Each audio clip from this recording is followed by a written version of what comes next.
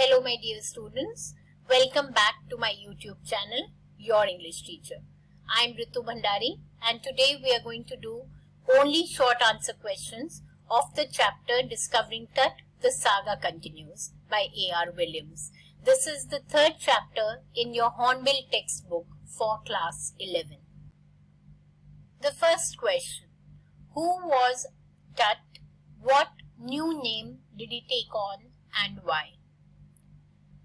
King Tutankhamun was the last heir or the ruler of a powerful family that had ruled the Egyptian empire for centuries. His life and death were both wrapped in a mystery, and he took on a new name, Tutankhamun, the living image of Amun, because he again started the worshipping of Amun. When did King Tut die? Where was he laid to rest? When was his mummy discovered? King Tut died more than 3,300 years ago. He was a young ruler who was perhaps done to death only after 9 years of reign, and he was laid to rest 26 feet below in a tomb in the Valley of Kings in Thebes. His mummy was discovered in 1922 by Howard Carter. When was King Tut's dead body subjected to a CT scan and why? It was in the year 2005 that he was subjected to a CT scan machine. His body was buried 26 feet down in the desert along with the golden treasures.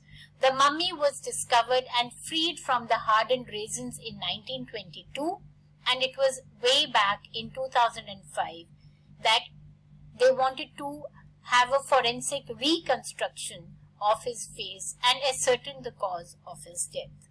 That's why he was subjected to a CT scan machine.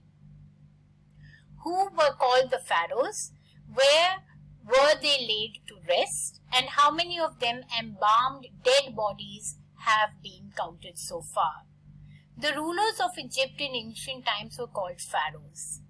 And after their death, they were buried deep down into the earth along with treasures of the valley of the departed kings. The Egyptian mummy project has recorded almost 600 so far, and the counting is still going on.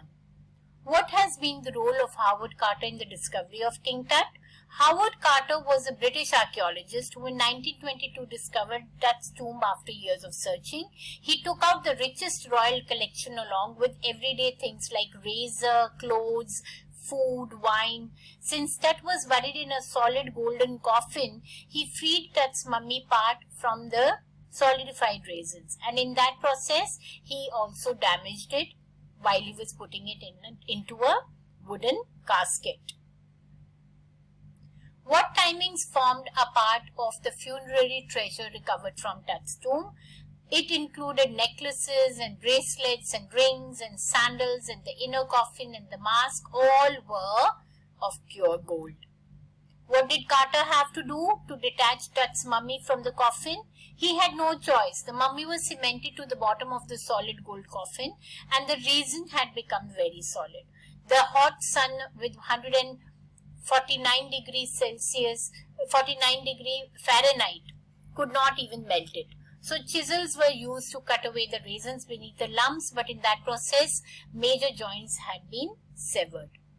Why were Egyptian ancient pharaohs buried along with the treasures?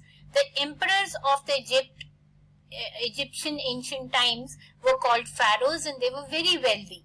They thought they must take their riches with them for use after life. This was a superstitious belief. So they buried every gold ornament and everything along with them, even everyday things. What startled facts were revealed when a professor x-rayed Tut's mummy? An anatomy professor x-rayed Tut's mummy in 1968 and revealed that the king's breastbone and his front ribs were missing. What does CT scanning do? And when was it used in the case of Tut and why? A CT scan takes hundreds of x-rays in cross-section. These are then put together to create a three-dimensional body. Such scanning became necessary to know the age of Tut at the time of his death and also the cause of his death. This diagnostic method was used on Tut in 2005. Question number 11. King Tut's death was a big event by royal standards. Why? King Tut was the last of the family line, and his death marked the end of a dynasty, so it was a great event. But how he passed away, what was it that followed his death, what was the reason of his death, is still a mystery for many historians. Question number 12. Akhenaten went a little wacky. What did he do to earn such censure? Akhenaten was a crazy king. He promoted the worship of Aten, the sun god. So he changed his name. He moved the religious capital from Thebes to a new city of Akhetaten, and he also attacked Amun, a major god. He broke Amun's images and closed all his temples, and all this shocked the people, and this was a crazy thing to do.